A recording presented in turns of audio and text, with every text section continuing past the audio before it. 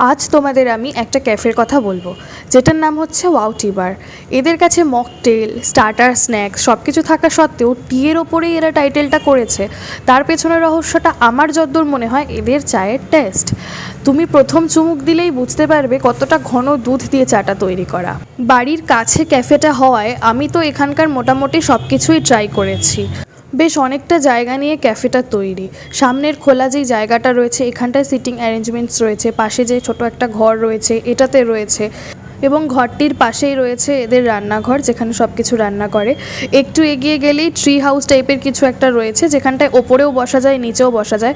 তবে আমি সাজেস্ট করবো যদি তোমরা কখনো প্রথম যাও তাহলে প্লিজ ওপরটাতে যেও, কারণ ওপর থেকে সামনের জায়গাটা দেখতে খুব ভালো লাগে। ভীষণ পিসফুল একটা জায়গা। তোমরা তো অনেকেই অনেক জায়গায় চা খেয়েছো, আমার সাজেশন অনুযায়ী একবার তোমরা এখানে এসে ট্রাই করতেই পারো। জায়গাটা ইছাপুর পলতাপাড়া মোড়, কল্যাণী হাইওয়ের ওপরে। Thanks for watching.